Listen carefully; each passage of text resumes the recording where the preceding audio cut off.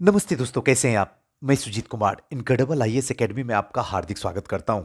आज का वीडियो जो है बहुत ही स्पेशल है। आज के वीडियो में घटना चक्र विविध, इसके अब तक जितने भी मिसलेनियस क्वेश्चन बीपीएससी में आए हैं उन सारे क्वेश्चन को one by one with solution के साथ में बेहतरीन तरीके से आपको ट्रिक के साथ में आसान भाषा के साथ समझा दूंगा। शर्त बस इतनी है कि अगर इस वीडियो को स्टार्ट कर ही लिए हो तो शुरू से लेके अंत तक देखना, क्योंकि इस वीडियो में उन सारे प्रश्नों की चर्चा तो करूंगा ही जो अब तक बीपीएससी में पूछे गए हैं, और स्पेशली उन क्वेश्चन का पे भी प्रकाश डालने की कोशिश करूंगा जो क्वेश्चन बार बार पूछे जा रहे हैं। और साथ साथ में 67 में जिस तरीके से मिसलेनियस क्वेश्चन आने वाले हैं उसको भी सचेत करते हुए आपको समझाऊंगा, जिससे कि एकदम ये सफर आसान हो जाएगा। ये पूरा वीडियो आपका 10 से 12 नंबर एकदम सिक्योर कर देगा। यकीन नहीं है तो एक बार देख लीजिए, और 17 अप्रैल को जब एग्जामिनेशन हॉल में एंट्री कीजिएगा तब आपको एहसास हो जाएगा ये पढ़ा हुआ आपका सार्थक हुआ या नहीं हुआ। इससे पहले दोस्तों एक बात और बता दूं, अगर आप हमारी संस्था से जुड़ना चाहते हैं ऑनलाइन ऑफलाइन, प्रीलिम्स में, मेंस में, फाउंडेशन में, टेस्ट सीरीज में, तो उसके लिए इंफॉर्मेशन जो है ये नीचे डिस्प्ले नंबर हो रहा है 9334710148। हाँ दोस्तों एक बात और बता दूं, हमारी संस्था में ऑप्शनल की क्लासेस स्टार्ट है। बहुत सारे ऑप्शनल है। हमारी ऑप्शनल जो मैं पढ़ाता हूं वो हिस्ट्री है। अगर आप जुड़ना चाहते हैं तो इसी नंबर पे आप जुड़ सकते हैं। हमारा नेक्स्ट बैच जो है वो आज ही लॉन्च हुआ है। अगर जुड़ना चाहते हैं तो इस नंबर पे व्हाट्सएप या कॉल जो भी है कर सकते हैं। चलिए दोस्तों आज के सेशन की शुरुआत करते हैं। पहला क्वेश्चन आपके स्क्रीन पे आके तैयार हो गया है। बिहार के निम्नलिखित जिलों में से कौन सा जिला नेपाल के साथ सीमा साझा नहीं करता है। जैसे जैसे बोलूंगा वैसे वैसे कीजिएगा, एग्जामिनेशन हॉल में मजा आ जाएगा। कभी रिजल्ट आपका रुकने में नहीं दूंगा। अब देखिए नहीं है तो अंडरलाइन कर लीजिए। अब देखिए क्वेश्चन क्या, बिहार के निम्नलिखित जिलों में से कौन सा जिला नेपाल के साथ सीमा साझा नहीं करता है। अब इतना तो कंफर्म है, देख लीजिए कि बिहार का कौन कौन सा जिला जो है नेपाल की सीमा साझा करता है। बिहार का कौन कौन सा जिला जो है पश्चिम बंगाल की सीमा साझा करता है। बिहार का कौन कौन सा जिला जो है झारखंड के जिला को सीमा टच करता है। और बिहार का कौन कौन सा जिला उत्तर प्रदेश की सीमा को टच करता है। यह आप अपने दिल दिमाग धड़कन में एडजस्ट कर लीजिए, क्योंकि आने वाले टाइम में 67 में आपको रूबरू होना होगा क्वेश्चन से। यह क्वेश्चन आपका समाधान नहीं करेगा, लेकिन यहां से क्वेश्चन निकलेगा, एकदम गैठ मान के दिमाग में रख लीजिए। अगर पढ़ना तो इसी तरीके से पढ़िए, तब आपका रिजल्ट आ जाएगा, वरना जिंदगी बड़ी लंबी है। इसका सही आंसर होगा पूर्णिया। मधुबनी टच करता है, किशनगंज टच करता है, सीतामढ़ी टच करता है, लेकिन पूर्णिया टच नहीं करता है। ध्यान रखिएगा। अब थोड़ा सा चर्चा इस पे कर लेते हैं। बिहार नेपाल के साथ 729 किलोमीटर लंबी अंतरराष्ट्रीय रेखा जो है सीमा साझा करता है। यह भी ध्यान रखिएगा, 729। नेपाल के साथ बिहार के जो टोटल जो है 7 जिले जो है टच करता है, जैसे सीतामढ़ी, किशनगंज, अररिया, सुपौल, मधुबनी, पूर्वी चंपारण, पश्चिमी चंपारण, यही सीमा टच करते हैं। टोटल जो है 7 जिला। क्लियर, आगे चलते हैं। और यह क्वेश्चन जो है देखिए 63वां बीपीएससी प्रीलिम्स 2070 में पूछा गया क्वेश्चन है। नेक्स्ट क्वेश्चन की ओर चलते हैं। दूसरा क्वेश्चन आपके स्क्रीन पे है। निम्नलिखित में से कौन सा भारत के लिए राज्य में मौजूद एकमात्र यूनेस्को विश्व धरोहर स्थल है। और यह क्वेश्चन भी 2017 में पूछा गया, क्योंकि आप देख लीजिए तो आपको यकीन होगा 63वां बीपीएससी प्रीलिम्स 2070 में पूछा गया क्वेश्चन है। अब देखिए इसका सही जो आंसर होगा उपयुक्त में से कोई नहीं। तो फिर इसका सही आंसर क्या होगा वो मैं आपको बताने की कोशिश करता हूं। यूनेस्को की विश्व धरोहर स्थल सूची में बिहार के नालंदा पुरातात्विक स्थल को 2016 में, ध्यान रखिएगा 2016 में शामिल किया गया। महाबोधि मंदिर 2002 में शामिल किया गया है। तो ये दोनों का दोनों सही होगा, इसलिए ऑप्शन नंबर जो है ई सही जाएगा। अब देखिए विश्व विरासत में कौन कौन सा है। अब एक बार यूनेस्को के कौन में है तो उसको एक बार देख लीजिए, फिर से देख लीजिए, अच्छे से समझ लीजिए कौन से साल में इसको शामिल किया गया है, यह भी ध्यान रखिए। और उससे जुड़ा हुआ कौन कौन सी बात इंपॉर्टेंट है थोड़ा सा ध्यान रखिए, तभी मिसलेनियस सॉल्व होगा, वरना पोथी पढ़ने से कुछ होने वाला नहीं है। अब आपको बारीकी के साथ में पढ़ना होगा, क्योंकि जिस तरीके से एनटीपीसी ने 92 कट ऑफ दिया, ये इंडिकेट कर दिया कि आने वाले टाइम में बीपीएससी में 120 से कम रहेगा, आपका सिलेक्शन नहीं होगा जी। जो करना आप कर लीजिए, बाकी सोचना आपको है। आइए तीसरा नंबर क्वेश्चन की ओर चलते हैं। तीसरा नंबर क्वेश्चन आपके स्क्रीन पे है। बिहार आर्थिक सर्वेक्षण में पहली बार किस वित्तीय वर्ष के लिए प्रकाशित किया गया था? तो तीसरा का सही आंसर जो होगा वो मैं बता दूं, आप भी बताइएगा। ऑप्शन नंबर बी 2006 और 7 आर्थिक सर्वेक्षण पहली बार किस वित्तीय वर्ष के लिए प्रकाशित किया गया था? थोड़ा सा ये भी ध्यान रखिएगा, 2006 और 7 में प्रस्तुत किया गया था। और आर्थिक सर्वेक्षण 2020 और 21 में इसकी जो श्रृंखला है वो 15वीं है, ये याद रख लीजिएगा, है ना। 2020 और 21 में जो है ये कौन सी है? तो ध्यान रखिएगा 2020-21 में ये 15वां सर्वेक्षण है, एकदम गैठ मान लीजिएगा। और ये क्वेश्चन जो पूछा गया है ये 64वीं में पूछा गया है, इसलिए यहां से संभावना बता थोड़ा सा कर लीजिएगा। नेक्स्ट क्वेश्चन देखिए। भारतीय वन अनुसंधान और शिक्षा परिषद यानी कि ICFIE ने वन आधारित समुदायों का समर्थन करने के लिए TIFAC के साथ समझौता ज्ञापन MOU पर हस्ताक्षर किए हैं। CISFRE का मुख्यालय कहां पे है? तो इसका सही आंसर जो होगा वो मैं आपको बता दूं, ऑप्शन नंबर डी देहरादून में है। 2008 में, ध्यान रखिएगा, 2008 का गलती से निकल गया, 2018। चलिए इसका सही आंसर जो होगा ऑप्शन नंबर डी देहरादून होगा। 2018 में पर्यावरण एवं जलवायु परिवर्तन मंत्रालय के तहत यह स्वायत्त परिषद भारतीय वानिकी अनुसंधान और शिक्षा परिषद, जिसको ICFRE देहरादून और विज्ञान प्रौद्योगिकी विभाग के तहत इसे स्वायत्त परिषद प्रौद्योगिकी सूचना और पूर्वानुमान आकलन परिषद यानी कि TIFAC नई दिल्ली के मध्य एक सहमति पत्र पर हस्ताक्षर हुआ था 2018 में। ध्यान रखिएगा हुआ था क्योंकि चर्चा 2017 से चला था, इसलिए यहां से क्वेश्चन पूछा गया था। और इसका उद्देश्य सिर्फ यही है कि समुदाय की आय को बढ़ाने के उद्देश्य से किया गया था कि वहां के रहने वाले समुदाय जो है उनकी आय कैसे बढ़ाया जा सके। आइए नेक्स्ट क्वेश्चन की ओर चलते हैं। 5वां नंबर क्वेश्चन। बाढ़ सुपर थर्मल पावर स्टेशन यानी कि BSTPS किस राज्य में स्थित है? तो इसका सही आंसर होगा ऑप्शन नंबर ए बाढ़ बिहार में है, जो कि पटना जिला में आता है। Super thermal power station Bihar राज्य में यह स्थित है और वर्तमान संयंत्र यूनिट 2 से बिहार को आवंटित 1000 मेगावाट के साथ 1320 मेगावाट कोयला आधारित विद्युत उत्पादन हो रहा है इस बाढ़ के NTPC में। ध्यान रखिएगा बाढ़ के शेष इकाई अप्रैल 2021 तक जो है शुरू होने की संभावना है। उस टाइम में क्वेश्चन पूछा गया था 2017 में, देखिए 2017 में क्वेश्चन पूछा गया था और अब जो है यह स्टार्ट हो गया। तो अब स्टार्ट हो गया है तो फिर से क्वेश्चन पूछने की संभावना जताई जा रही है। इसे थोड़ा सा बाढ़ NTPC को हल्का सा गूगल बाबा में भी सर्च कर लीजिए, हल्का सा क्या है, कौन सी कंपनी जो है इसमें काम किया था, कब इसकी स्थापना की गई थी, कब इसका आवंटन किया गया था, ठीक है ना, किसके कार्यकाल में इसकी स्थापना नींव डाली गई है। थोड़ा सा ये सब हल्का हल्का बारीकी कीजिए ना तो मजा आ जाएगा पढ़ने में। ऐसे ही पढ़ा जाता है। अब वो रट्टू तोता वाला पढ़ाई कीजिएगा तो रिजल्ट रुक जाएगा, सच्ची बता रहा हूं। नेक्स्ट क्वेश्चन की ओर चलते हैं। 10,000 ईसा पूर्व विश्व की जनसंख्या कितनी थी? आज से 10,000 ईसा पूर्व।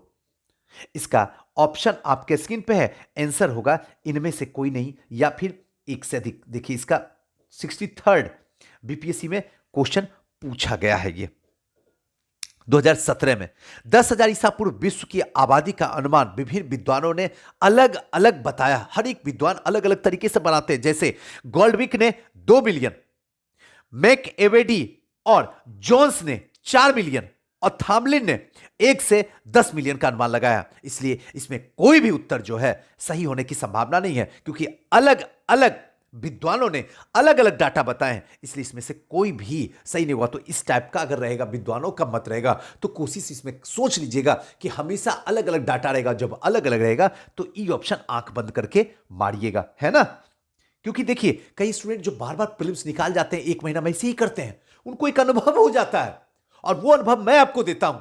लेकिन दुर्भाग्य है कि आप शुरू से अंत तक वीडियो देखते ही नहीं है। हम करें तो क्या करें, और रिजल्ट रुकता है तो मेरे ऊपर चिल्लाते हैं। अब इसमें मेरी क्या खता है, और आपके चिल्लाने से कुछ होने वाला तो है नहीं। तो बेहतर है वीडियो को देखें, सीखें, समझें और उसका 17 अप्रैल में उपयोग कर दीजिए। देखिए कैसे रिजल्ट रुकता है, हम भी तो देख ले। सबका होता, आपका क्यों नहीं होता है? इसका पीछे यही वजह है। आइए नेक्स्ट क्वेश्चन है। पहला आदमी जिसने चांद पर अपना पैर रखा था वह है, तो सातवां का सही आंसर होगा ऑप्शन नंबर बी। ये तो आसानी जानते हैं, नील आर्मस्ट्रांग।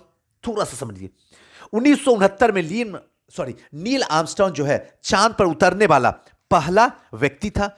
अब थोड़ा सा नील आर्मस्ट्रांग है कहां का, ये आप देख लीजिए, थोड़ा आप भी तो कुछ काम कर लीजिए, कहां का है देख लीजिए, कौन से महीने में चला था, जरा महीना देख लीजिए, हो सकता है उस महीना में पूछ दे अगली बार, तो महीना को देख लीजिए। इनके साथ कौन गया था ये देख लीजिए, किस सैटेलाइट में ये गए थे, वो थोड़ा सा देख लीजिए, नाम उसका क्या था, क्लियर है। तो थोड़ा सा ये सब देखिए, मजा आ जाएगा। उसी के बस अपोजिट भारत से कौन गए हैं उनके बारे में थोड़ा सा देख लीजिए। ये सब कीजिए ना अपने से, थोड़ा, सब कुछ हम थोड़ी करेंगे, कुछ आपको भी करना होगा, तब जो पढ़ने का मजा आएगा ना, कहिएगा सुजीत सर इसको सही में कहते हैं पढ़ाए और दिल से जिया जाता, तभी आपका रिजल्ट होगा। बिहार का अद्वितीय त्योहार कौन सा है?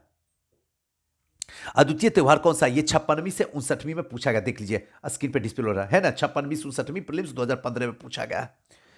इसका सही आंसर जो होगा वो होगा ऑप्शन नंबर डी, छठ पूजा। सबसे महत्वपूर्ण क्षेत्रीय त्योहार छठ पूजा है। बिहार का महापर्व इसको कहा जाता है, जो दिवाली का ठीक 6 दिन के बाद जो है यह आता है, जिसमें सूर्य अस्त और सूर्य के टाइम में सूर्य देव को जो है उनकी पत्नी उषा की पूजा की जाती है, अर्घ दिया जाता है। इसी चीज तो आप हमसे बेहतर ही जानते हैं, इसमें कोई बताने वाली बात तो है नहीं। और भारत में हिंदुओं द्वारा मनाए जाने वाला ये त्योहार जो है एक बहुत बड़ा त्योहार माना जाता है। चलिए नेक्स्ट क्वेश्चन की ओर चलते हैं। 9th नंबर क्वेश्चन क्या कहता है? निम्नलिखित में से कौन सा शहर राष्ट्रीय राजमार्ग 2 NH2 पर स्थित नहीं है?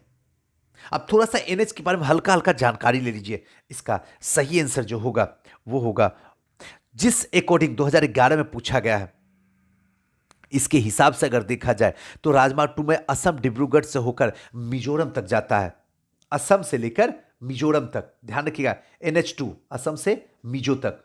लेकिन इसमें कोई भी ऑप्शन नहीं है, देख लीजिए कोई भी नहीं है। और उस टाइम में ई ऑप्शन था नहीं 2011 में, 53वीं से 55वीं में, इसलिए इसमें कोई भी ऑप्शन सही नहीं होगा। तो ये एक स्टार मार्क क्वेश्चन है। चलिए नेक्स्ट है 10वां नंबर क्वेश्चन। ये कब पूछा गया देख लीजिए, 53वीं से 55वीं 2011 का क्वेश्चन क्या है जरा देख लेते हैं।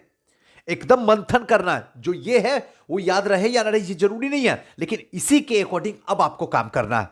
बिहार में निम्नलिखित के द्वारा विमान सेवाएं उपलब्ध कराई जाती है, किसके द्वारा उपलब्ध करवाई जाती है बिहार में?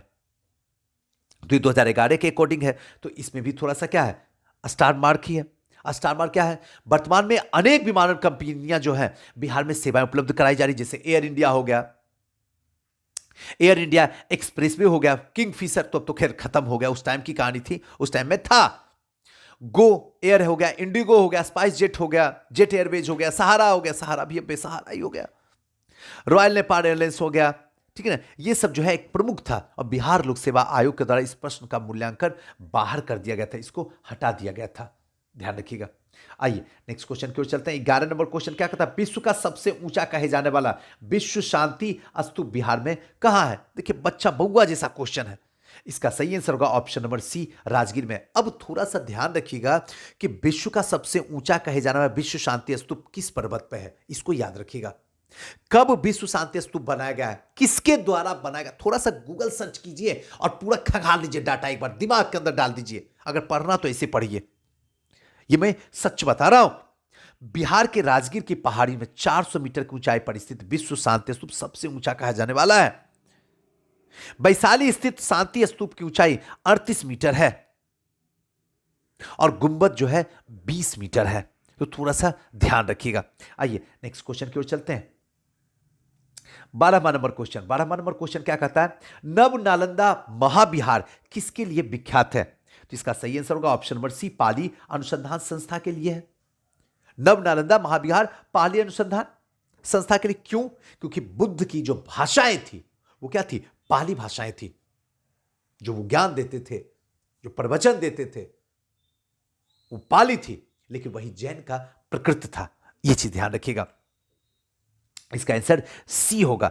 नव नालंदा महाविहार बौद्ध अध्ययन हेतु एक आधुनिक केंद्र है, जिसे बिहार सरकार ने 1951 में नालंदा में स्थापित किया था। ध्यान रखिएगा 1951 में पाली अनुसंधान संस्था बिहार सरकार ने 1951 में नालंदा में स्थापित किया था और इस केंद्र में बौद्ध एवं पाली अनुसंधान संस्था है। यहां बड़ी संख्या में श्रीलंका, जापान, कोरिया, तिब्बत, भूटान आदि देश में पाली एवं बौद्ध अध्ययन का अनुसंधान हेतु विद्यार्थी यहां पे आते हैं।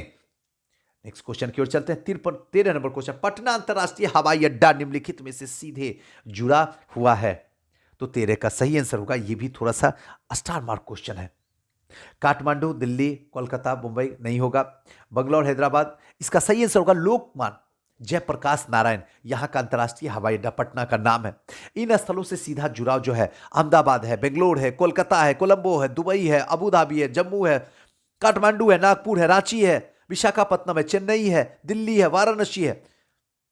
और इस टाइम में इस क्वेश्चन को भी आयोग ने हटा दिया था। कब की ये क्वेश्चन है, ये थोड़ा सा देख लीजिए। 2011 में 53 में पूछा गया। ये क्वेश्चन को भी आयोग ने हटा दिया था। नेक्स्ट क्वेश्चन, सॉरी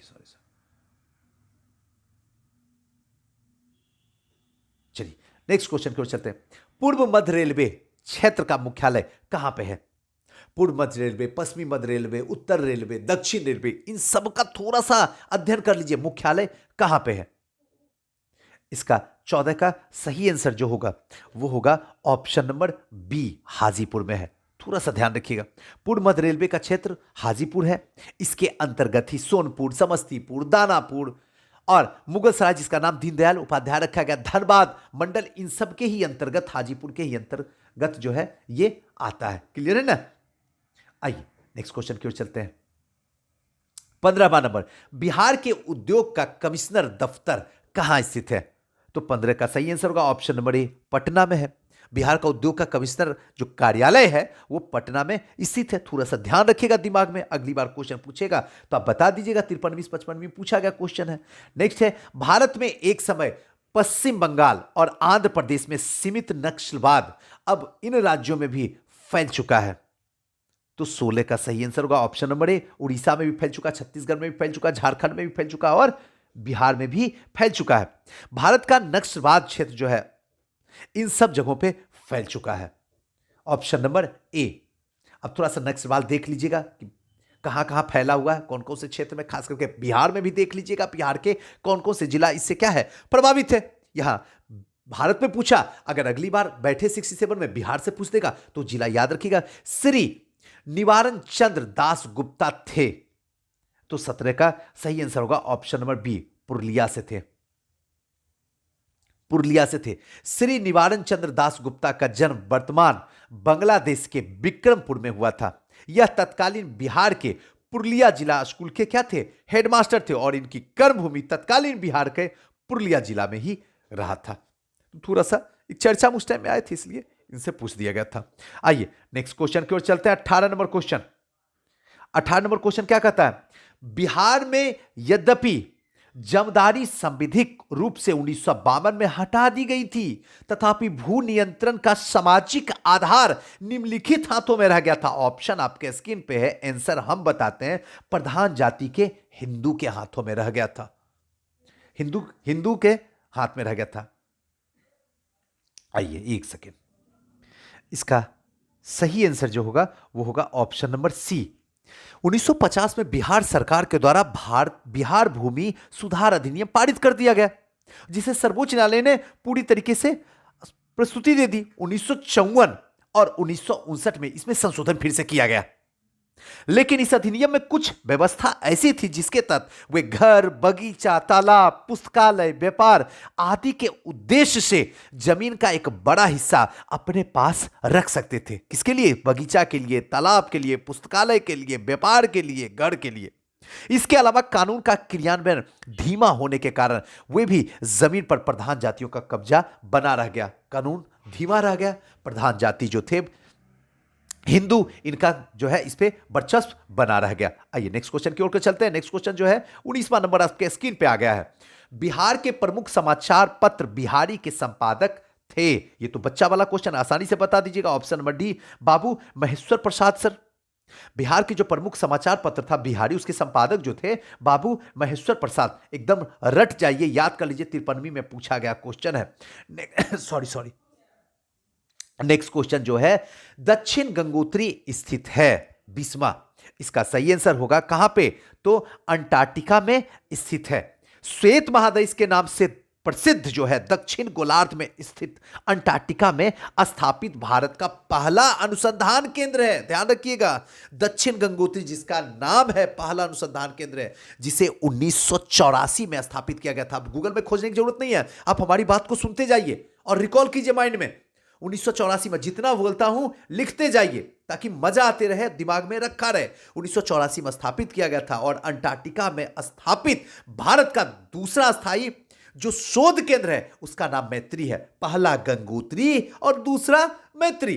अंटार्कटिका के लार्स मैनहिल क्षेत्र में भारत का तीसरा अनुसंधान केंद्र स्थापित किया गया और जिसका नाम है भारती। पहला गंगोत्री, दूसरा मैत्री और तीसरा भारती। याद रह जाएगा ना, गंगोत्री से मित्रता किया और मित्रता किसने किया, तो भारती ने किया। अगर इस तरीके से पढ़िएगा तभी रिजल्ट होगा। ऐसे रिजल्ट की कोई कल्पना करना बहुत बड़ी बेवकूफी होगी। ऐसे ही अब पढ़ना होगा अगर रिजल्ट आपको 120 प्लस देना है तो, बाकी आपकी इच्छा। 21वां नंबर क्वेश्चन आपके स्क्रीन पे आ गया है, जवाब दीजिए मुझे। निम्नलिखित में से कौन सी पुस्तक तिलक ने लिखी है और 53वीं से 55वीं में पूछी गई पुस्तक है ये। पहला ऑप्शन आपके स्क्रीन पे है, सही आंसर जो है हम बता रहे हैं आपको, ऑप्शन नंबर बी, गीता रहस्य जो है तिलक के द्वारा लिखी गई है। तो इसको ध्यान रखिएगा, गीता रहस्य नामक जो ग्रंथ था वो लोकमान्य की उपाधि से विभूषित बाल गंगाधर तिलक ने मंडेला जेल में लिखा था। थोड़ा सा समझ लीजिए गीता रहस्य क्या है, किसने लिखा, थोड़ा सा समझ लीजिए, और कब लिखा, ये तो एकदम इंपॉर्टेंट है। नेक्स्ट टाइम जो पूछेगा ये कब लिखा गया है, उस समय पूछेगा क्या, तिलक के द्वारा लिखा गया गीता रहस्य मंडेला जेल में कौन से साल लिखी गई थी। हवा आपकी निकल जाएगी और आपको लगेगा सुजीत सर इतना आसान बउआ वाला क्वेश्चन हाथ से निकल गया। तो इसके लिए थोड़ा सा ध्यान दीजिए, निश्चिंत रहिए, सतर्क रहिए, सजग रहिए और जैसे बताता हूं वैसे पढ़िए तो रिजल्ट आ जाएगा, बाकी आपकी इच्छा। नेक्स्ट क्वेश्चन की ओर चलते हैं। 22वां नंबर क्वेश्चन आपके स्क्रीन पे आ गया है। पुस्तक 1984 किसके द्वारा लिखी गई है। अब एक चीज ध्यान रखिए, ये सब जो पुस्तक बोला जा रहा है ना, ये कहीं न कहीं उस साल में चर्चा रहा है। अब इस टाइम में जो पुस्तक है और खास करके हिस्ट्री से रिलेटेड है, हिस्ट्री से, तो उस जो पुस्तक है उसके राइटर कौन है, कब ये लिखा गया है, इसका थीम क्या था, इसको एकदम दिमाग में बांध लीजिए क्योंकि आने वाले टाइम में मिसलेनियस यानी कि विविध में क्वेश्चन पूछा जाएगा। अब पूछा जा रहा है 1984 किसके द्वारा लिखा गया है, तो इसका सही आंसर होगा option number C, George Orwell के द्वारा। अब थोड़ा सा जॉर्ज ऑरवेल के बारे में पढ़ लीजिए कि आखिर जॉर्ज ऑरवेल कौन था। क्लियर है, आइए आते हैं नेक्स्ट क्वेश्चन की ओर चलते हैं।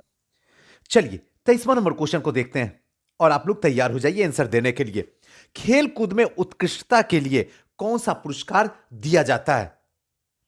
अब ऑप्शन आपके स्क्रीन पे है, इसका सही आंसर जो होगा ऑप्शन नंबर बी, अर्जुन पुरस्कार। अब देखिए थोड़ा सा अर्जुन पुरस्कार को समझ लीजिए कि पहला कौन सा व्यक्ति था जिसको अर्जुन पुरस्कार मिला था, अर्जुन पुरस्कार शुरू कब हुआ है, किसके नाम से शुरू हुआ है, ठीक है ना। बस इतना 3-4 फैक्ट को ध्यान रखिए। यकीन मानिए मिसलेनियस में 15 में 12 से कम आएगा नहीं, यकीन मानिए, एक बार कीजिए तो सही से, और यही आपको अब करना भी होगा। तो इसका सही आंसर जो होगा वो होगा अर्जुन पुरस्कार बी।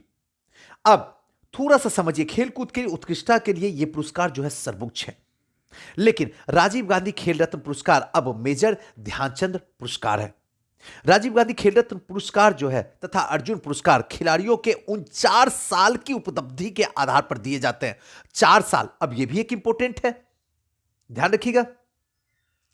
दोनों राजीव गांधी खेल रत्न पुरस्कार भी और अर्जुन पुरस्कार भी 4 साल की जो उपलब्धियां होती है उसी के आधार पर यह अर्जुन पुरस्कार दिया जाता है, और यह पुरस्कार राष्ट्रीय युवा खेल मंत्रालय के द्वारा दिया जाता है। जिसको वो बोलेगा उसी को मिलेगा। राजीव खेल रत्न तथा अर्जुन पुरस्कार प्रतिवर्ष प्रदान किया जाता है, हर साल इसे दिया जाता है ना किसी किसी को जो उसके लायक रहता है, जिसका 4 साल के कैरियर में बेस्ट परफॉर्मेंस रहता है।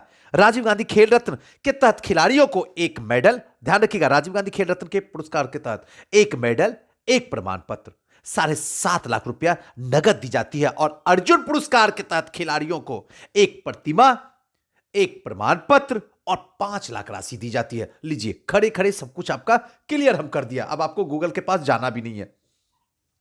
24वां नंबर क्वेश्चन आपके स्क्रीन पे आ गया। निम्नलिखित में से किस विदेशी नागरिक को भारत रत्न प्रदान किया गया है? ऑप्शन आपके स्क्रीन पे है। तो इसका सही आंसर जो होगा वो होगा ऑप्शन नंबर ए, नेल्सन मंडेला। जिनको भारत रत्न, पहले विदेशी हैं जिनको भारत रत्न दिया गया। नेल्सन मंडेला को दक्षिण अफ्रीका के थे। गोरे सरकार के विरुद्ध जो है गांधीवादी मूल्यों के आधार पर आंदोलन चलाना और दक्षिण अफ्रीका के गोरे सरकार के द्वारा फैलाई गई जाति विद्वेष को समाप्त करने के लिए 1990 में भारत रत्न पुरस्कार दिया गया था।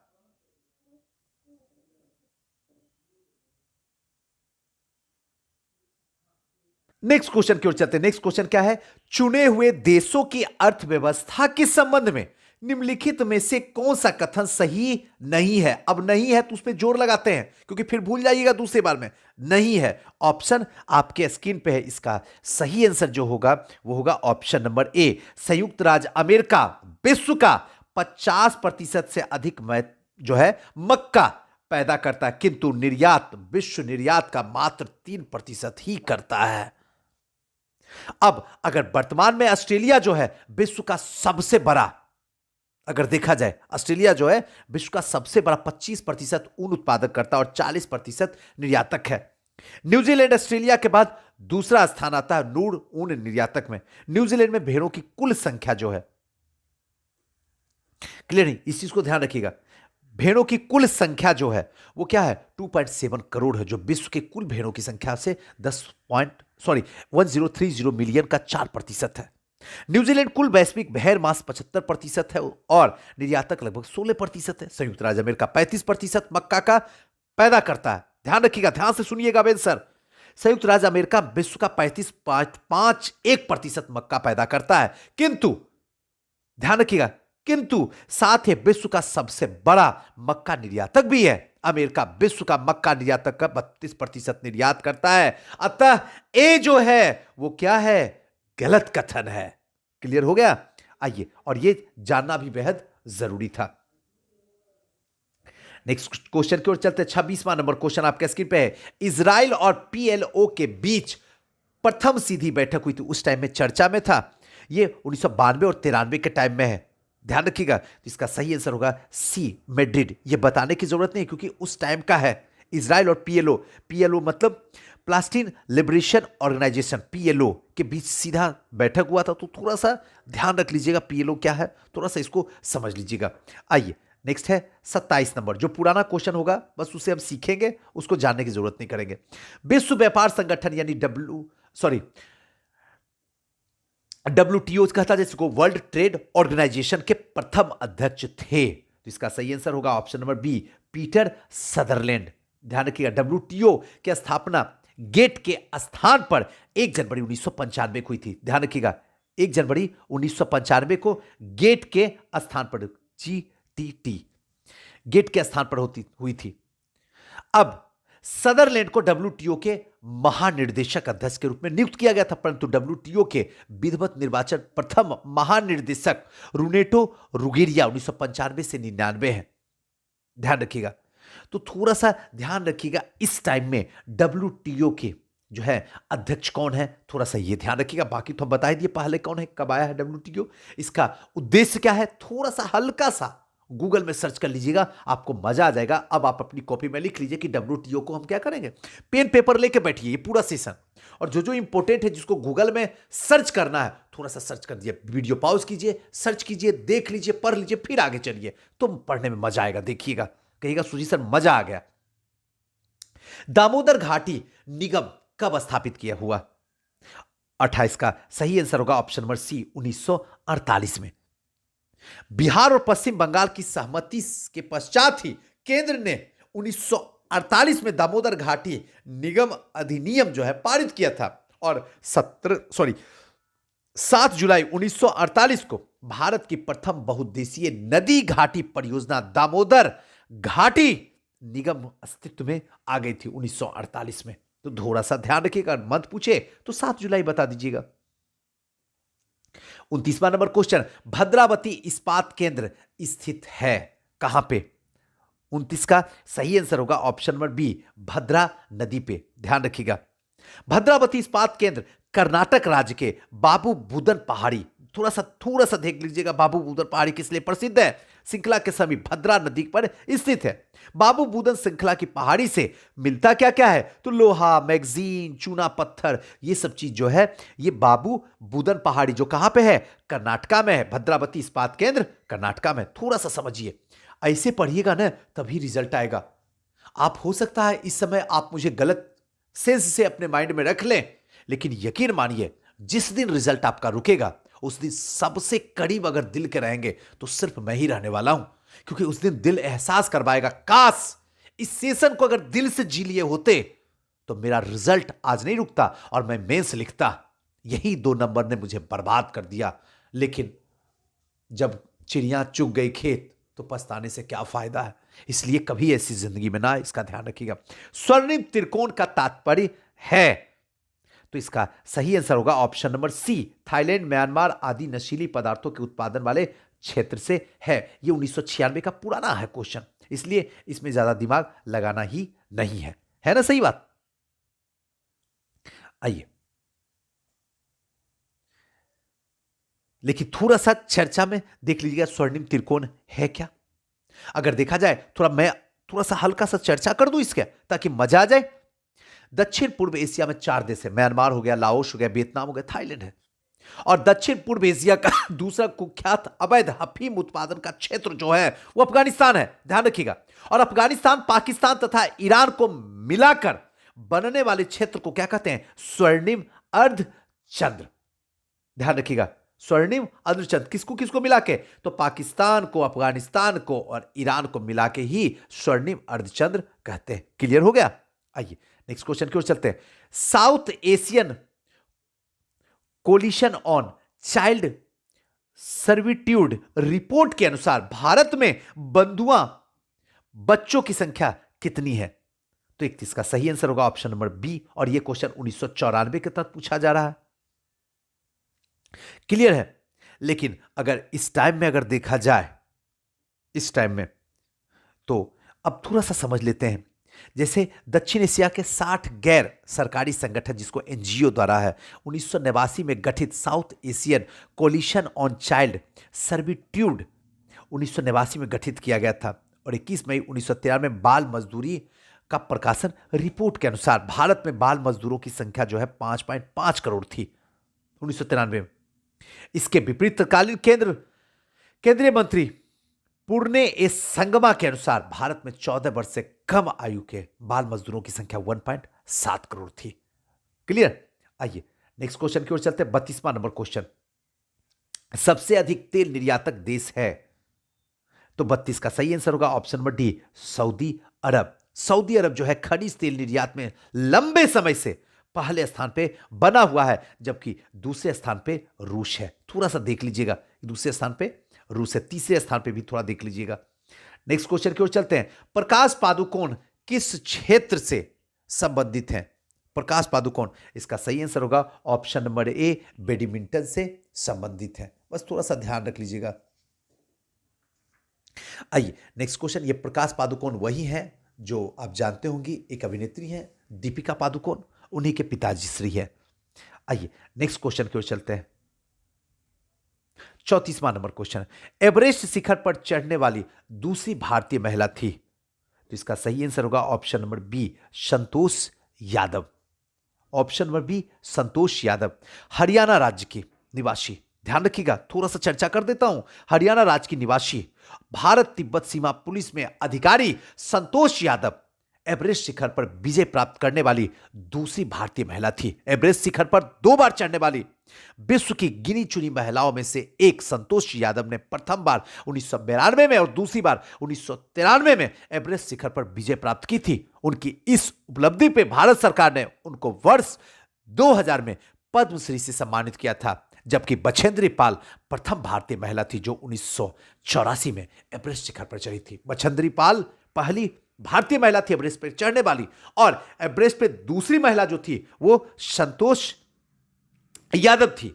और ये संतोष यादव 2 बार लगातार 1992 और 93 में भी चढ़ी थी। बस इतना ध्यान रखिएगा, मजा आ जाएगा। आइए नेक्स्ट क्वेश्चन की ओर चलते हैं।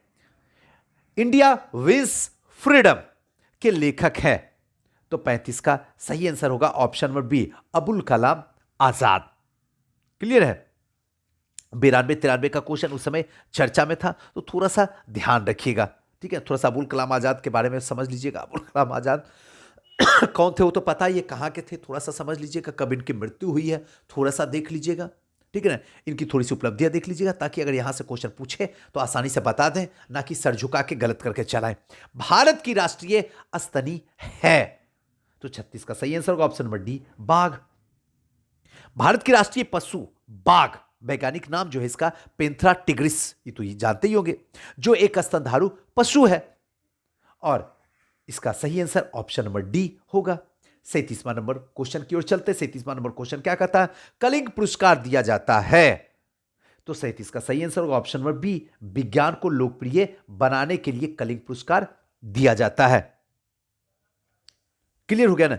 इसको थोड़ा सा ध्यान, थोड़ा सा समझ लीजिए, क्या है कलिंग पुरस्कार, कब इसकी शुरुआत हुई है, थोड़ा सा लेकिन कहिए, मैं ही बता देता हूं। इसकी शुरुआत 1952 में हुई है। यूनेस्को के द्वारा प्रदान किए जाने वाले इस पुरस्कार में प्रथम प्राप्तकर्ता फ्रांस के लुइस डे ब्रोगेल, ध्यान रखिएगा, पहले हैं लुइस डे ब्रोगेल। कलिंग पुरस्कार दे कौन रहा है? तो यूनेस्को दे रहा है। कब से? 1952 से। एकदम ध्यान में रखिएगा, किसको मिला? पहला लुइस डी ब्रोगली को। और भारत को अब तक 8 बार कलिंग पुरस्कार प्राप्त हो चुका है। लिख लीजिए, कहीं लिखना चाहे तो, 8 बार कलिंग पुरस्कार मिल चुका है। कलिंग पुरस्कार प्राप्त करने वाले को जो इनाम रूप में $40,000 और एल्बर्ट आइंस्टाइन रजत पदक जो है दिया जाता है कलिंग पे। एकदम याद रखिएगा, बड़ा इंपॉर्टेंट है। यूनेस्को देता है, 1992 से दे रहा है, 8 बार भारत को मिला है। और इसमें $40,000 और अल्बर्ट आइंस्टाइन, $40,000 तो आपसे नहीं पूछेगा, लेकिन प्रशस्ति के रूप में किसकी तस्वीर, प्रतिमा दी जाती है? ऑप्शन दे देगा, अल्बर्ट आइंस्टाइन या फिर निकोलस का, या फिर आपका एडिसन का, या फिर गैलीलियो का। तो आपको पता होगा तो आसानी से बता दीजिएगा। अल्बर्ट आइंस्टाइन नहीं पता होगा तो फिर आप जो होगा सो आपको भी पता है। 38 नंबर क्वेश्चन की ओर चलते हैं। 38 नंबर क्वेश्चन क्या कहता है? संसार का सबसे बड़ा स्टेडियम अवस्थिति है? तो 38 का सही आंसर जो होगा वो होगा ऑप्शन नंबर डी, संयुक्त राज्य अमेरिका में। और ये क्वेश्चन 1992 में 93 में पूछा गया क्वेश्चन, डिस्प्ले हो रहा है। संसार का सबसे बड़ा स्टेडियम जो है इंडियाना पोलिस मोटर स्पीडवे संयुक्त राज्य अमेरिका में है। 1909 में निर्मित यह विश्व का सर्वाधिक दर्शक क्षमता वाला यह स्टेडियम है, जिसमें 2,57,000 दर्शक बैठने की है, जिसे बढ़ाकर अब 4 लाख कर दिया गया है। इसके विपरीत कोरिया गणराज्य के प्योंग में स्थित जो फुटबॉल का सबसे बड़ा स्टेडियम है, जिसको एडग्राडो डे स्टेडियम कहा जाता है, जिसमें दर्शक की क्षमता 1.5 लाख है।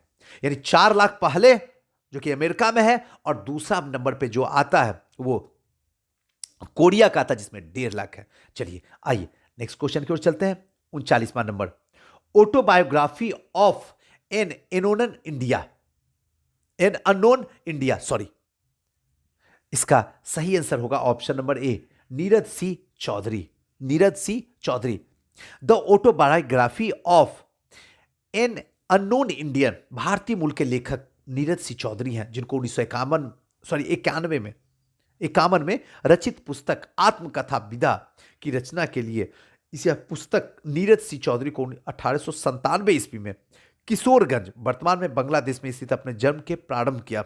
और इस पुस्तक में इन्होंने अपने मानसिक बौद्धिक के बारे में उस टाइम में चर्चा में रहा था, इसलिए ये पुस्तक को वो उस टाइम में पूछा, चर्चा में था, तो ये क्वेश्चन पूछा गया। आइए 40 नंबर क्वेश्चन आते हैं। अनीता रॉडिक किसकी लेखिका है? आजकल पुस्तक लेखक पे थोड़ा सा ज्यादा कमान कीजिएगा, ये चीज तो क्लियर हो गया है। तो इसका सही आंसर है option number C, business and unusual. उस टाइम में क्वेश्चन 2002 और 1 और 2 में पूछा गया, लेकिन हमें इसको इंपॉर्टेंट नहीं देना, ये कोई काम का चीज नहीं है। लेकिन हाँ, इस तरीके से पुस्तक लेखक जो है इन सब पे हमारी नजर जो है गहरी होनी चाहिए। ग्रीन पीस यानी कि हरित शांति क्या है? इसका सही आंसर होगा ऑप्शन नंबर सी, पर्यावरण समर्थकों का एक अंतरराष्ट्रीय संगठन है, और यह बहुत चर्चा में है। 40वां बीपीएससी प्रीलिम्स 1995 में पूछा गया क्वेश्चन है। 1971 में आपको पता ही होगा, ग्रीन पीस पर्यावरण कार्यकर्ताओं का एक समूह है जिसको ग्रीन पीस कहा जाता है, जिसकी स्थापना कनाडा के ब्रिटिश कोलंबिया प्रांत के वैंकूवर शहर में 1971 में अमेरिका के द्वारा अलास्का में परमाणु अशस्त्र परीक्षण का विरोध करने के लिए किया गया था। और विश्व के प्रमुख पर्यावरण संगठन ग्रीन पीस व्हेल मछली के शिकार वैश्विक उत्पीड़न, जिसको ग्लोबल वार्मिंग भी कहते हैं, प्राचीन वनों का ह्रास, परमाणु शक्ति और जीन अभियांत्रिकी के विरोध में विश्व जनमत बनाने के लिए किया जाता है। ग्रीन पीस इंटरनेशनल का मुख्यालय कहां है? तो एम्स डर्बन में है। यह चीज थोड़ा सा ध्यान रख लीजिएगा। नेक्स्ट क्वेश्चन की ओर चलते हैं। दक्षिण अफ्रीका की नई संसद में राष्ट्रीय सभा और सीनेट का क्रमशः शक्ति क्या है? तो इसका सही आंसर होगा ऑप्शन नंबर डी, 400:90। अब राष्ट्रीय सभा, दक्षिण अफ्रीका की नई संसद जो है उसमें 400 सीटें हैं दक्षिण अफ्रीका के संविधान के अनुसार। अब थोड़ा सा बदला है, इस चीज को ध्यान रखें। विभिन्न पार्टी का चुनाव होता है। यदि किसी राजनीतिक दल को चुनाव का 40% वोट मिलता है दक्षिण अफ्रीका में, तो वह राष्ट्रीय सभा में उसे 40% अर्थात 160 सीटें प्राप्त होगी।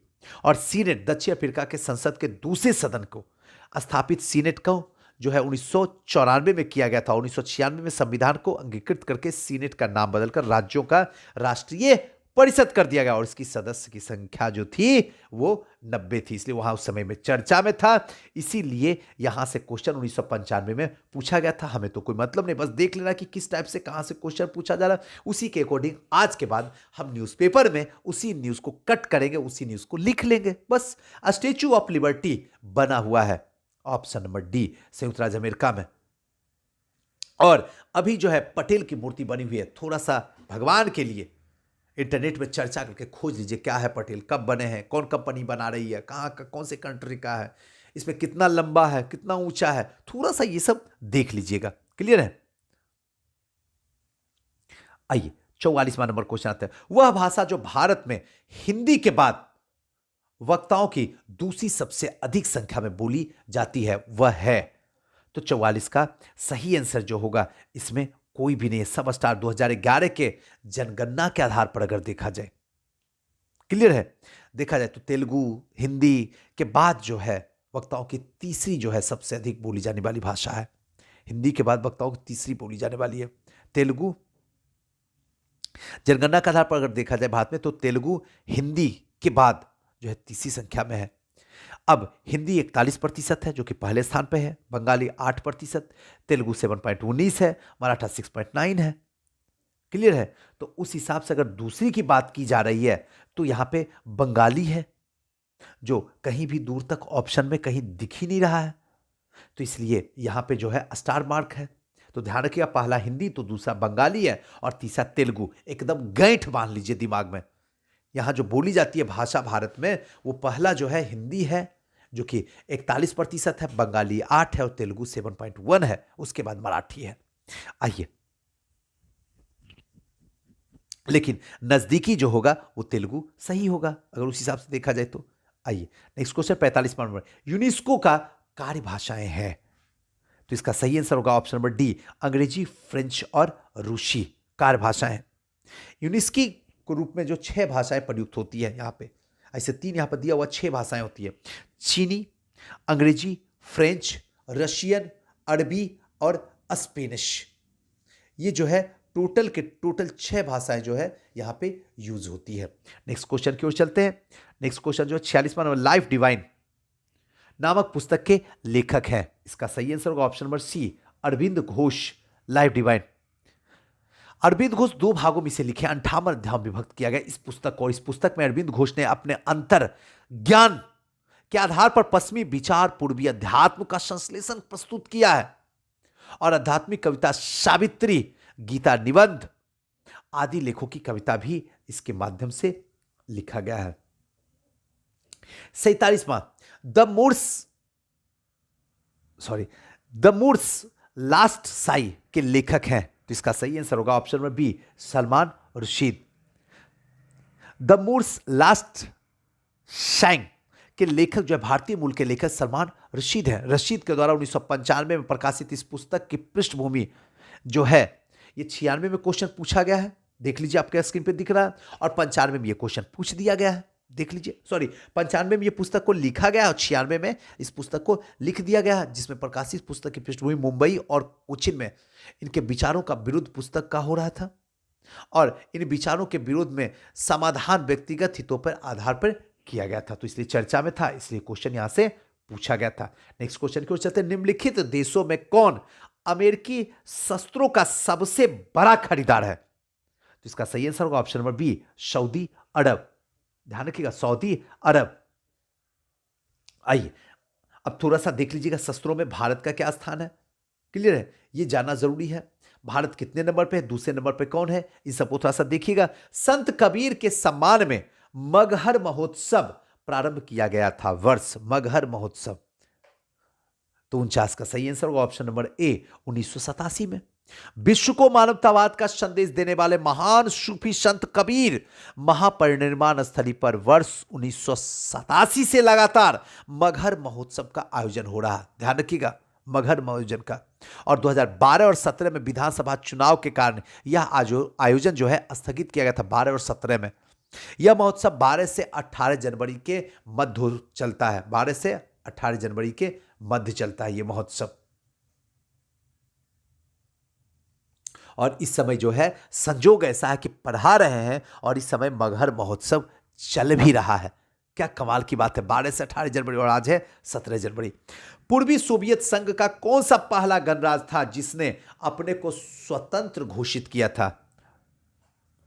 तो 50 का सही आंसर जो होगा वो होगा ऑप्शन नंबर सी, लिथुआनिया। उस समय चर्चा में रहा था, इसलिए 1992-93 में क्वेश्चन पूछा गया। सबसे पहले लिथुआनिया, उसके बाद जॉर्जिया, उसके बाद एस्टोनिया, उसके बाद यूक्रेन।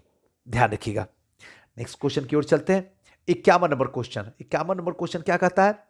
किस खेल के लिए थॉमस कप पुरस्कार जो है दिया जाता है? तो 51 का सही आंसर होगा ऑप्शन नंबर डी, बैडमिंटन के लिए। थोड़ा सा ध्यान रखिएगा, बैडमिंटन के लिए, टेनिस टेबल के लिए, हॉकी के लिए। हॉकी बहुत इंपॉर्टेंट है क्योंकि हमारा क्या है, ये राष्ट्रीय खेल है। थोड़ा क्रिकेट देख लीजिएगा, बहुत इंपॉर्टेंट है ये सब चीज।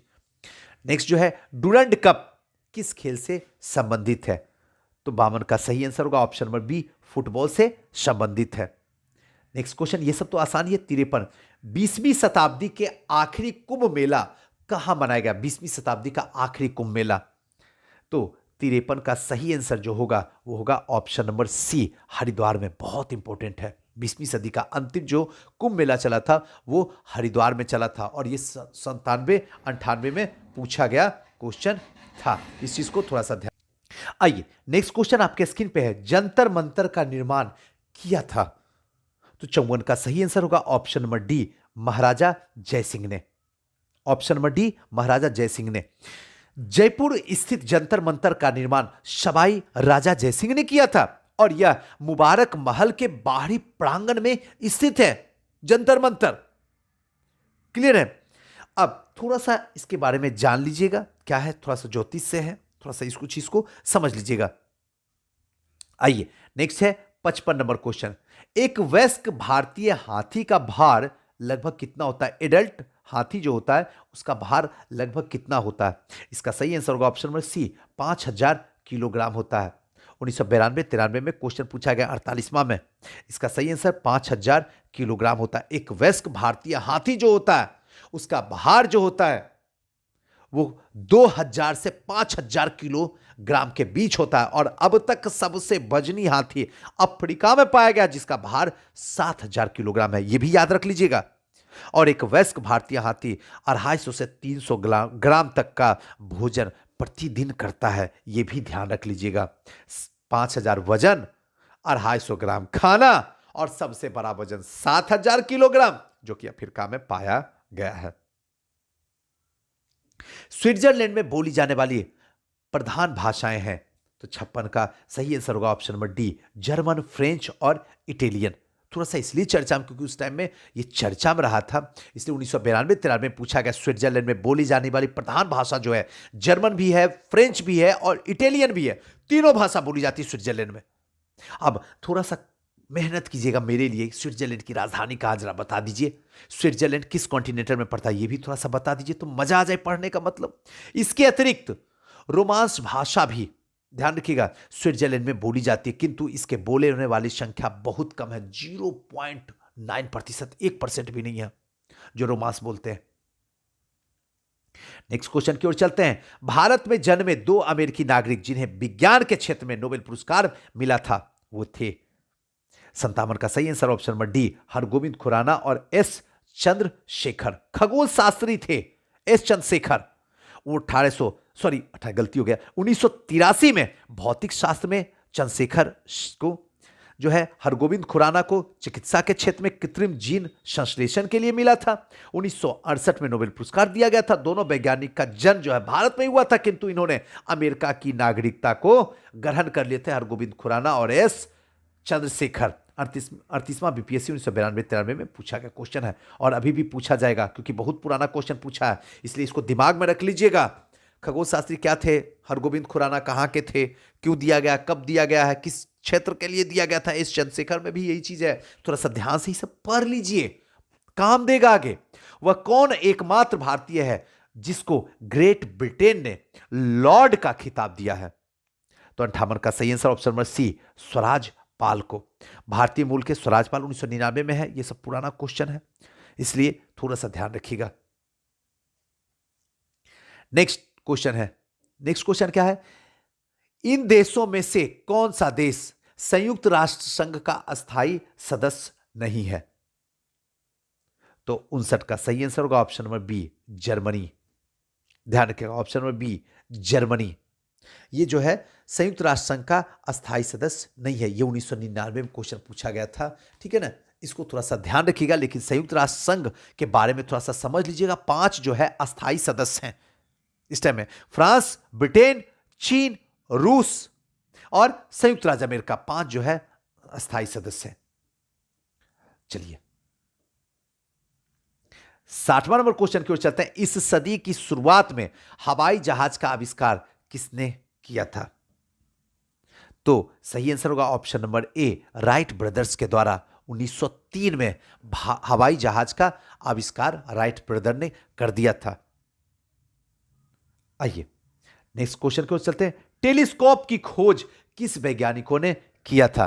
तो 61 का सही आंसर होगा, गैलीलियो ने टेलीस्कोप की खोज किया था, जो कि कहां का था? इटली का प्रसिद्ध भौतिक वैज्ञानिक गैलीलियो था जिसने टेलीस्कोप की खोज किया था। और टेलीस्कोप के साथ साथ गैलीलियो ने जड़त्व के नियम, याद रखिएगा फिजिक्स में जो फंसते थे आप बचपन में, जड़त्व के नियम और गति के समीकरण का निर्माण भी गैलीलियो का ही दिया हुआ है। नेक्स्ट क्वेश्चन की ओर चलते हैं। 62वां नंबर क्वेश्चन क्या कहता है? निम्नलिखित में से किस खनिज के द्वारा लोहा प्राप्त किया जाता है? तो 62 का सही आंसर होगा ऑप्शन नंबर डी, हेमेटाइट के द्वारा। ध्यान रखिएगा, हेमेटाइट के द्वारा। नेक्स्ट है 63 नंबर क्वेश्चन क्या है? गुट निरपेक्ष आंदोलन नन एलिजमेंट के नेता कौन था? तो 63 का सही आंसर होगा ऑप्शन नंबर बी, भारत। और ये 1999 में पूछा गया क्वेश्चन था। थोड़ा सा समझ लीजिएगा, थोड़ा सा आप कोशिश कीजिए, मैं नहीं करूंगा। गुट निरपेक्ष क्या है आंदोलन, थोड़ा सा चर्चा देखिए गूगल में देख के और थोड़ा सा समझने की कोशिश कीजिए। नेक्स्ट क्वेश्चन है, मदर टेरेसा की जन्मभूमि थी? 1997-98 में पूछा गया क्वेश्चन है। अब थोड़ा सा समझ लीजिए इसको अच्छे तरीके से, तो और अच्छे तरीके से समझ में आ जाएगा। मदर टेरेसा का जन्म 26 अगस्त के आसपास 1910 में अल्बानिया में हुआ था। 6 जनवरी 1929 को कोलकाता में आई मदर टेरेसा निर्धन और बीमार लोगों की सेवा के लिए मशीनरी ऑफ चैरिटी के नाम से संस्था की। कुष्ठ रोगियों, नशीले पदार्थ से लती लोगों, दीन दुखियों के लिए निर्मल हृदय नामक संस्था की स्थापना करते हैं। और मदर टेरेसा वर्ष 1979 में नोबेल शांति पुरस्कार से इनको सम्मानित किया गया था। और उसके बाद जो है पहली मदर टेरेसा महिला थी जिनको नोबेल पुरस्कार ये इंडिया में दिया गया था। नेक्स्ट जो है 65 नंबर क्वेश्चन, कौन सा 2 राज चंदन तस्कर बीरप्पन से आत्मसमर्पण के लिए वार्तालाप कर रहे थे? 65 नंबर क्वेश्चन, उस समय बहुत चर्चा था 97-98 में। ऑप्शन नंबर सी, कर्नाटका और तमिलनाडु, दोनों जो है बीरप्पन से आत्मसमर्पण के लिए कोशिश कर रहे थे। नेक्स्ट जो है 66 नंबर, अंतरिक्ष विज्ञान पर अनुसंधान और विकास का श्रेय जाता है?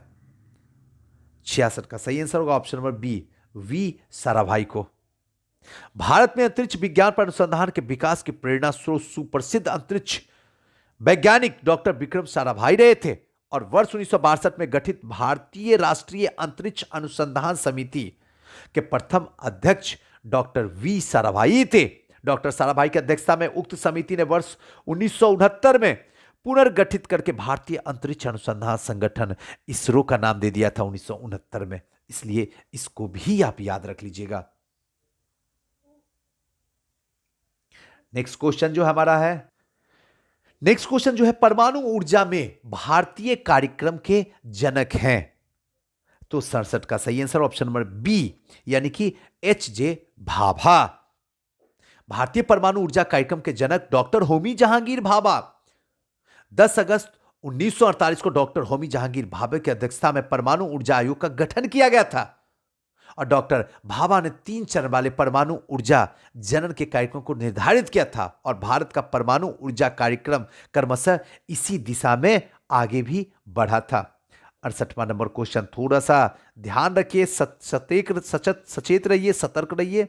और चलिए नेक्स्ट क्वेश्चन की ओर चलते हैं। नेक्स्ट क्वेश्चन क्या कहता है, शांति उद्देश्यों हेतु परमाणु शक्ति का उपयोग करने में भारत किस देश में बहुत ही ज्यादा आगे है? तो 68 का सही आंसर जो होगा ऑप्शन नंबर बी, पाकिस्तान से। अब देखिए, शांति उद्देश्य हेतु परमाणु शक्ति का उपयोग करने के लिए भारत किस देश से ज्यादा, 1994 में क्वेश्चन पूछा गया, इसका सही आंसर होगा पाकिस्तान। क्लियर है? आइए नेक्स्ट क्वेश्चन की ओर चलते हैं। भारत में निर्मित टैंक का नाम है? तो 69 का सही आंसर होगा ऑप्शन नंबर बी, अर्जुन।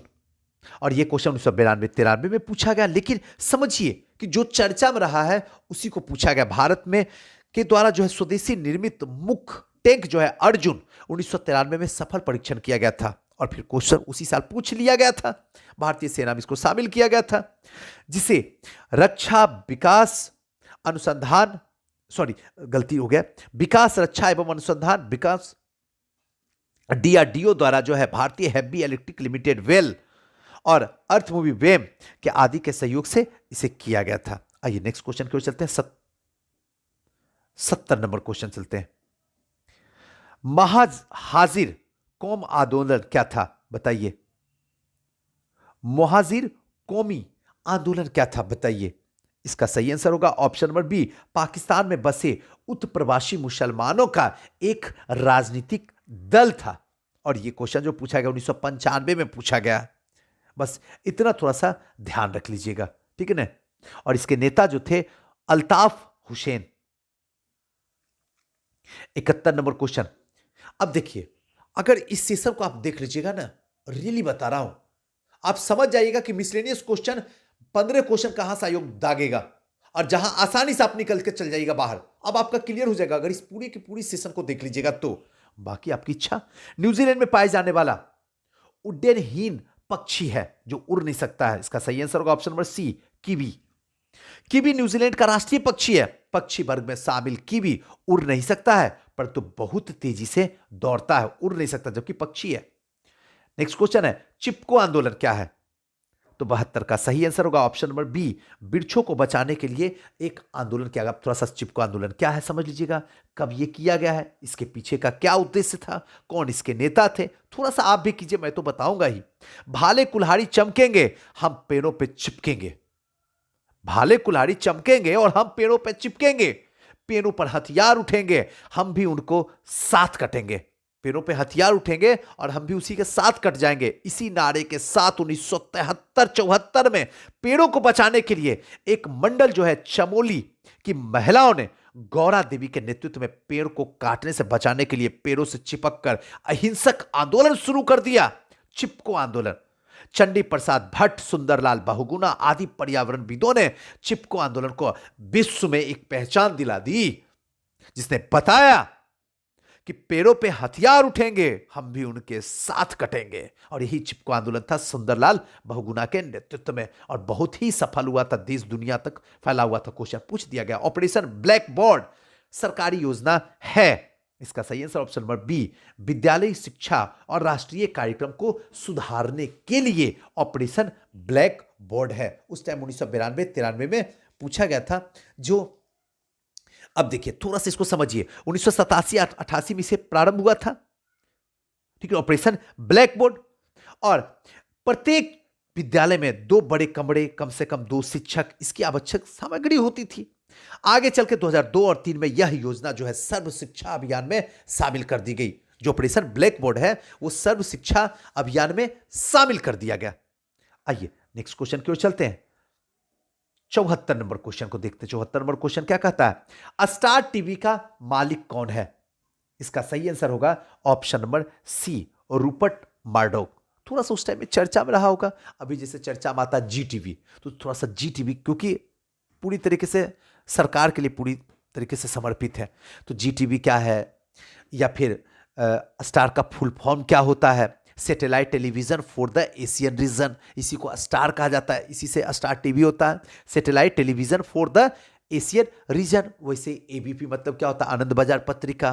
ठीक है, इस सब चीज को थोड़ा सा समझिएगा, है ना। आइए 75 नंबर क्वेश्चन को देखते हैं। पंचशील की मुख्य विशेषता थी। इसका सही आंसर होगा देशों के मध्य मित्रता और शांतिपूर्ण सह अस्तित्व। क्लियर है? Option number D. थोड़ा सा समझिएगा पंचशील के सिद्धांत क्या थे, थोड़ा एक दो पॉइंट जो है हम आपको बता देते हैं, लेकिन ध्यान रखिएगा। उत्तरी कोरिया के पश्चात भारत और चीन के बीच एक व्यापक समझौता के बीच जो है बातचीत प्रारंभ होती है, और इस वार्ता में भारत और तिब्बत के क्षेत्र में वाणिज्य और अन्य संबंधों के विषय में भारत चीन संधि 1954 को हस्ताक्षर किए जाते हैं, और इस समझौता में पंचशील के 5 समझौते में उल्लेख चर्चा होता। पंचशील के सिद्धांत जो है एक दूसरे के प्रादेशिक अखंडता संप्रभुता के लिए पारस्परिक सम्मान की भावना का आचरण करना, दूसरा अनाक्रमण अर्थात एक दूसरे के आक्रमण ना करना, एक दूसरे पर किसी भी तरीके का आक्रमण न करना, और एक दूसरे के आंतरिक मामलों में हस्तक्षेप न करना, परस्पर समानता और मित्रता की भावना रखना, और शांतिपूर्ण सह अस्तित्व। यही 5 सिद्धांत जो है किया गया था पंचशील की मुख्य विशेषताएं में। नेक्स्ट क्वेश्चन की ओर चलते हैं। 76 नंबर क्वेश्चन आपके स्क्रीन पे। प्रथम भारतीय उपग्रह आर्यभट्ट कब छोड़ा गया था? तो 76 का सही आंसर ऑप्शन नंबर बी, 19 अप्रैल 1975 को। आर्यभट्ट जो है बेंकालुरु में रूसी केंद्र से कॉस्मोस रॉकेट से 19 अप्रैल 1975 को छोड़ा गया था, और इस उपग्रह के माध्यम से भारत में उपग्रह शैक्षणिक टेलीविजन का प्रयोग शुरू हो गया था 1975 से। नेक्स्ट क्वेश्चन की ओर चलते हैं। 77 नंबर क्वेश्चन। रामेश्वरम किस राज्य का हिस्सा है? तो 77 का सही आंसर जो होगा वो होगा ऑप्शन नंबर सी, तमिलनाडु।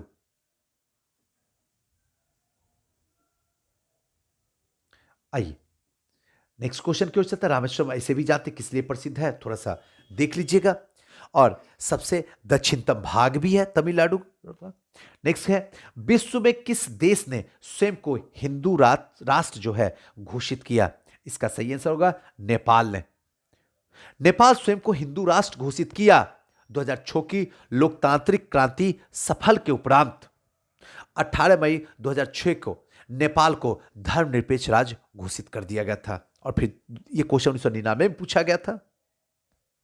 आगे चल के 2006 में से धर्मनिरपेक्ष घोषित कर दिया गया। नेक्स्ट क्वेश्चन की ओर चलते हैं। भारत में सिलिकन घाटी के नाम से किसे दिया गया था? ऑप्शन नंबर सी, बेंगलुरु को। ध्यान रखिएगा, बेंगलुरु को, कर्नाटक के बेंगलुरु में भारत की सिलिकन घाटी की संज्ञा दी गई, क्योंकि टेक्नोलॉजी जो है और खास करके सॉफ्टवेयर के क्षेत्र में जो है सिलिकन घाटी बहुत प्रसिद्ध है, और भारत का जो सिलिकन घाटी है वो कौन है? तो ध्यान रखिएगा बेंगलोर है। नेक्स्ट क्वेश्चन की ओर चलते हैं। निकोलस कोपरनिकस प्रसिद्ध हैं? तो 80 का सही आंसर ऑप्शन नंबर बी, यह बताने के लिए कि सूर्य के चारों ओर चक्कर लगाने दी है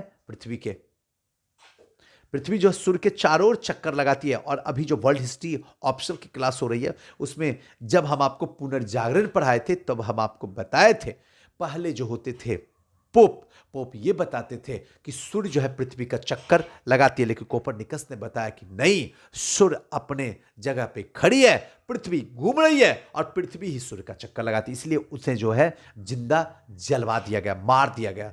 कहा जाता है ऐसा कई पुस्तक किसे जहर का घूंट पीना पड़ गया था। 81 नंबर में क्या है? दक्षेस। अब थोड़ा सा दक्षेस समझ लीजिएगा, अभी चर्चा में दक्षेस क्या है, फुल फॉर्म, कब से शुरू हुआ है, इसके क्या फायदे हैं, कितने कंट्री इसमें है, इसका क्या लेटेस्ट समझौता हुआ है, इस सब चीज को थोड़ा सा आप कीजिए, मैं नहीं करूंगा। दक्षेत आंदोलन शुरू करने का उद्देश्य क्या था? तो 81 का सही आंसर होगा ऑप्शन नंबर डी, क्षेत्रीय सहयोग करना होता था। बांग्लादेश के तत्कालीन राष्ट्रपति जियाउर रहमान की पहल पर 8 दिसंबर 1985 को स्थापित किया गया था दक्षिण एशिया क्षेत्रीय सहयोग संगठन, जिसको दक्षेस कहा गया, south Asian association of regional cooperation, जिसको सार्क कहा गया, का मुख्य उद्देश्य था कि सदस्य देशों के साथ सहयोग में वृद्धि हो। कितने देश हैं, आप थोड़ा सा मेहनत कीजिए, सही कथन को चुनिए। इसका सही आंसर होगा ऑप्शन नंबर ए, आर्यभट्टीय एक गणितीय ग्रंथ था। एकदम सही है। 5वीं सदी ईसा पूर्व के महान खगोल शास्त्री, गणितज्ञ और ज्योतिषाचार्य आर्यभट्टीय गणित संबंधित ग्रंथ है। लीलावती के रचनाकार भास्कर द्वितीय थे। पंच सैद्धांतिकी के रचनाकार वहार मिहिर थे और चंद्रगुप्त विक्रमादित्य 399 से 414 ईस्वी के दरबार में थे। गणित सार संग्रह में शून्य को भी जो है इस संख्या में माना गया। नेक्स्ट क्वेश्चन की ओर चलते हैं। वंदे मातरम गीत के रचनाकार थे, तो 83 का सही आंसर होगा ऑप्शन नंबर ए, बंकिम चंद्र चटर्जी। उसी तरीके से राष्ट्रगान जनगण मन के गीत के रचनाकार कौन है, यह भी थोड़ा सा ध्यान रखिएगा। वंदे मातरम के रचनाकार जो है बंगाली लेखक बंकिम चंद्र चटर्जी हैं। सन्यासी विद्रोह की जो पृष्ठभूमि पर रचित यह आनंद मठ नामक पुस्तक जो है वंदे मातरम गीत उद्धृत है और 1896 ईस्वी में कांग्रेस के कोलकाता अधिवेशन में इसे पहली बार गाया गया था। 1896 के कोलकाता अधिवेशन में पहली बार इसे गाया गया था। नेक्स्ट है, ट्रायम्फ ऑफ द स्पिरिट नामक रचना संबंधित निम्नलिखित कथनों में से कौन सत्य है, तो 84 का सही आंसर होगा ऑप्शन नंबर डी। इसमें सब सही है। इनकी रचना रोमी देवी है, सही है, कपिल देव जीवन, और यह क्वेश्चन 1995 का, इसलिए इसमें ज्यादा दिमाग लगाना नहीं है। आइए 85, इस समय जो है फिर से 83 एक मूवी आई है, तो इसलिए चर्चा में रह गया। 1983 में भारत ने विश्व कप जो जीता था वो चर्चा में, वहां से क्वेश्चन इसलिए नहीं इसका पूछेगा, ध्यान रखिएगा। फिर मुझे मत बोलिएगा सुजीत सर आपने नहीं बताया, क्योंकि मैं तो चिल्ला चिल्ला के सीना चीर के बताऊंगा। हमने बताया और क्वेश्चन में क्वेश्चन आया, एग्जाम में क्वेश्चन पूछा गया, इसलिए बेहतर है आप हमारे साथ जुड़े रहिए, जैसे कहता हूं वैसे चलिए। अंतरराष्ट्रीय संबंधों में निम्नलिखित में से किस कारक का योगदान नहीं है, तो 85 का सही आंसर जो होगा ऑप्शन नंबर बी, आक्रामक राष्ट्रवाद की भावना। आक्रामक राष्ट्रवाद का संबंध में बाधक कारक है, आक्रामक नहीं हो सकते हैं। शेष तीनों विकल्प सही है, मतलब क्या, तकनीकी प्रगति भी, अंतरराष्ट्रीय व्यापार का भी और उद्योग का भी सही है। 86 नंबर क्वेश्चन की ओर चलते हैं। संयुक्त राष्ट्र संघ की सुरक्षा परिषद में निम्न में से कौन सा देश अस्थायी सदस्य नहीं है, तो 86 का सही आंसर होगा जापान। ये 2005 में पूछा गया क्वेश्चन है, तो थोड़ा सा ध्यान रखिएगा। इसमें ध्यान रखिएगा, संयुक्त राष्ट्र संघ की सुरक्षा परिषद में 5 देश हैं, संयुक्त राज्य अमेरिका, ब्रिटेन, फ्रांस, रूस और चीन, जो कि अस्थायी सदस्य हैं। 15 सदस्यीय सुरक्षा परिषद में शेष 10 जो है वो अस्थायी सदस्य देशों का चुनाव 2 वर्षों के लिए होता है। इसमें जो अस्थायी सदस्य होते हैं उनका चुनाव 2 वर्षों के लिए होता है। और हाल ही में भारत, आयरलैंड, मेक्सिको, नॉर्वे 2021 और 22 के लिए राष्ट्रीय संयुक्त राष्ट्र सुरक्षा परिषद का अस्थायी सदस्य चुना गया है, इसलिए यह चर्चा में है, ध्यान रखिएगा। 87, वैश्वीकरण के पीछे मुख्य विचार है, क्या है, तो इसका सही आंसर होगा आपसी समान दृष्टिकोण रखते हुए समस्त अंतरराष्ट्रीय समुदाय के साथ कार्य करना। बस यही उद्देश्य 2005 में यह क्वेश्चन जो है पूछा गया है। नेक्स्ट है नौकरशाह का कार्य। इसका नौकरशाही का कार्य, इसका सही आंसर होगा ऑप्शन नंबर डी, सरकार की नीतियों को लागू करना, प्रशासन भी चलाना है, मंत्रियों की सहायता भी करना, उपयुक्त में से सभी। आइए नेक्स्ट है 89 नंबर क्वेश्चन। निम्नलिखित यूरोपीय यूनियन देशों में से फिलिस्तीन राज्य को आधिकारिक मान्यता देने वाला प्रथम कौन है, इसका सही आंसर होगा स्वीडन। और यह क्वेश्चन जो पूछा गया है वो पूछा गया है 2015 में पूछा गया है। 2015 में पहली बार न्यूयॉर्क स्थित संयुक्त राष्ट्र संघ का मुख्यालय पर फिलिस्तीन का ध्वज लहराया गया था। और इतना चर्चा में आया था कि उसी साल ये क्वेश्चन 56वां से 59वां में दाग डाला। नेक्स्ट है 90 नंबर क्वेश्चन। 90 नंबर क्वेश्चन क्या है? अंतरराष्ट्रीय विकलांग दिवस, या कहे तो दिव्यांग, अब तो दिव्यांग नाम हो गया, क्या गया? तो इसका सही आंसर होगा ऑप्शन नंबर डी, 3 दिसंबर। अंतरराष्ट्रीय विकलांग दिवस 3 दिसंबर को मनाया जाता है, जबकि संयुक्त राष्ट्र महासभा ने वर्ष 1981 में अंतरराष्ट्रीय विकलांग वर्ष के रूप में घोषित किया गया। और संयुक्त राष्ट्र संघ ने 3 दिसंबर 1992 को प्रतिवर्ष अंतरराष्ट्रीय विकलांग दिवस मनाने की स्वीकृति प्रदान कर दी। वर्तमान में विश्व में कुल जनसंख्या का लगभग 15% जनसंख्या विकलांग है। जितनी जनसंख्या दुनिया में, उसमें 15% जो है विकलांग ही है। नेक्स्ट क्वेश्चन की ओर चलते हैं। नेक्स्ट क्वेश्चन क्या है? प्रभावती देवी किस क्षेत्र की स्वतंत्रता संग्राम सेनानी थी? तो 91 का सही आंसर होगा ऑप्शन नंबर बी, पटना की। स्वतंत्रता आंदोलन में बिहार की महिलाओं की महत्वपूर्ण योगदान है, जिसे भुलाया नहीं जा सकता है। इन महिलाओं में सरला देवी हो गया, प्रभावती देवी हो गया, राजवंशी देवी हो गया, सुनीति देवी हो गया, राधिका देवी हो, सब प्रसिद्ध है।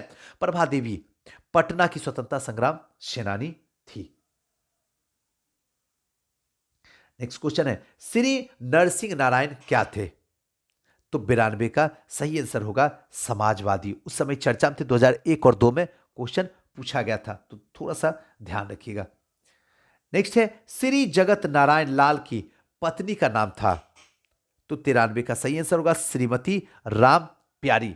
श्री जगत नारायण लाल की पत्नी का नाम राम प्यारी देवी था। भारत छोड़ो आंदोलन के दौरान राम प्यारी देवी ने बांकीपुर में सभा को संबोधित किया और लोगों से सरकारी नौकरी छोड़ने का आह्वान किया था। भारत छोड़ो आंदोलन में बहुत बड़ी भूमिका था, इसलिए इनका नाम आ गया था, जगत नारायण की पत्नी राम प्यारी के।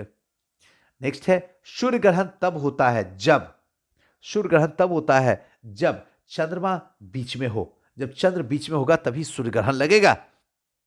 क्लियर है? सूर्य ग्रहण तब होता है जब चंद्रमा पृथ्वी के चक्कर लगाते हुए पृथ्वी और सूर्य के बीच आ जाता है, जिसके कारण सूर्य का कुछ हिस्सा जो है दृष्टिगोचर नहीं हो पाता है। आइए नेक्स्ट है 95, सबसे छोटा दिन कब होता है?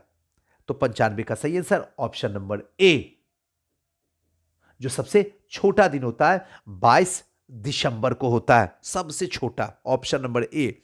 21 जून को उत्तरी गोलार्ध में सबसे लंबा दिन होता है, दक्षिणी गोलार्ध में सबसे छोटा दिन होता है। 22 दिसंबर को उत्तरी गोलार्ध में दिन की अवधि सबसे कम होती है और सबसे छोटा दिन उत्तरी गोलार्ध में सबसे बड़ा दिन होता है। 23 सितंबर और 21 मार्च को दोनों गोलार्ध में दिन और रात की अवधि जो होती है वो इक्वल होती है। तो दोस्तों, ये टोटल के टोटल 95 क्वेश्चन मिसलेनियस थे, जो अब तक के बीपीएससी में पूछे गए क्वेश्चन थे। हमने क्वेश्चन को अच्छे से समझाया, आपको सिखाया। उम्मीद करता हूं कि ये वीडियो आपकी लाइफ को पूरी तरीके से एक टर्निंग पॉइंट में ला दे। अगर अब तक आपका प्रीलिम्स नहीं हो रहा है तो ये वीडियो 1-2 नंबर से जो प्रीलिम्स रुक रहा है वो अब रुकने नहीं देगा। बस सहयोग कीजिए, साथ दीजिए। वीडियो अगर देख लिया तो ज़्यादा से ज़्यादा शेयर कीजिए, तभी हम वीडियो बना पाएंगे और तभी हम आपकी मदद करेंगे। क्योंकि जितना दूर तक जाएगा तब बनाने में भी एक अंदर से उल्लास पैदा होता है कि चलो वीडियो लोगों के तक जो है कमाल कर रहा है। अगर आप चाहते हैं कि आपको इससे बेहतर लाभ हो तो ज्यादा से ज्यादा शेयर कीजिए। Thank you.